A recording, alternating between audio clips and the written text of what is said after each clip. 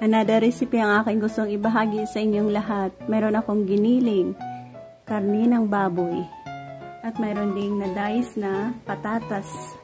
So yan ang mga ingredients na aking gagamitin para sa recipe na gusto ko naman sa inyong i-share. So join me guys kung paano natin gawin ito. Nalagyan na natin ng mantika, i-add natin ang onion at garlic.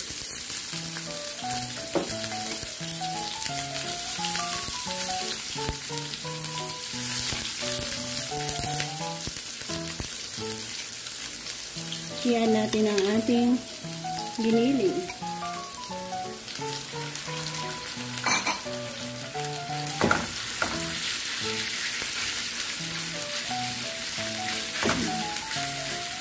Trito lang yung saglit hanggang sa manig.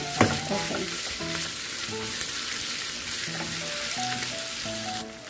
Ngayon, medyo na golden brown na.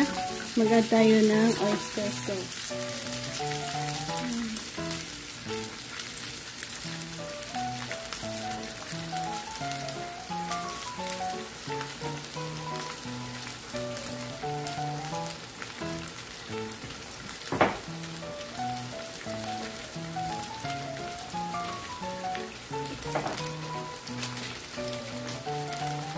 Lagyan din natin ng bay leaves.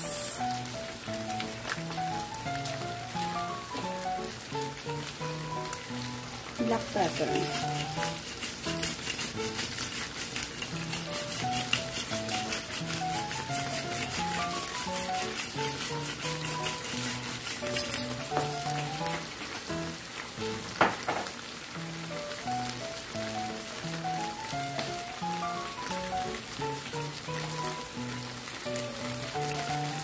Soy sauce, soy sauce.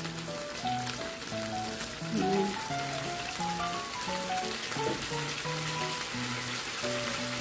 Konting vinegar, konti lang.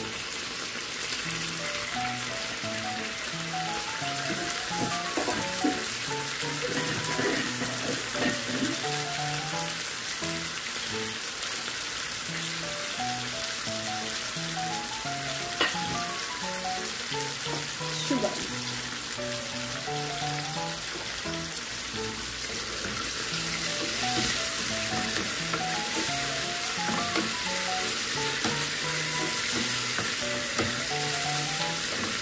Mabilis na ito, giniling lang naman.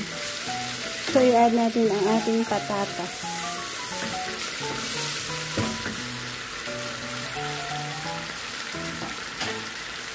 Yan. Wait, konting tubig na. Malinis naman. Yan, halayaan natin diyang lambot ang ating patatas.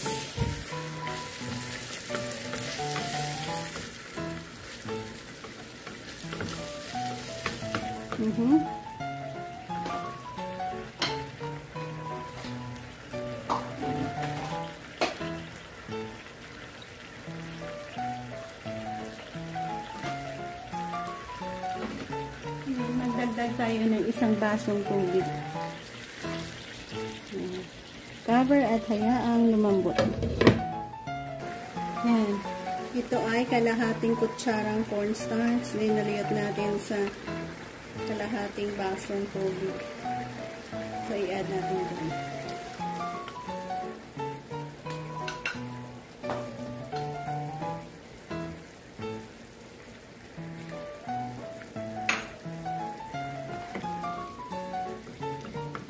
Continue kanyang paglambot.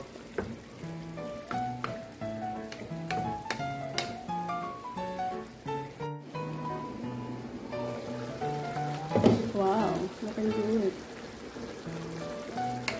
So, hindi pa lumambot ang ating patatas. Patuloy pa tayo dyan nagpapakulo hanggang sa totally lumambot ito.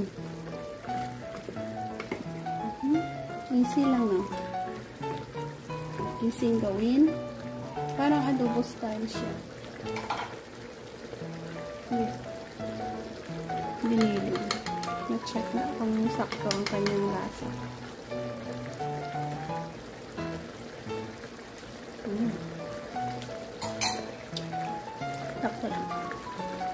Masarap. Yan.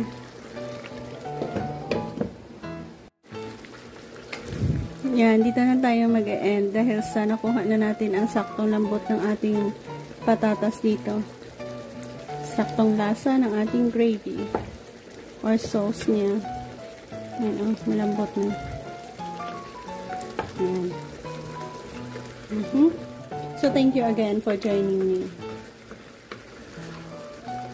And have a blissful and wonderful day sa ating lahat. Bye-bye, guys!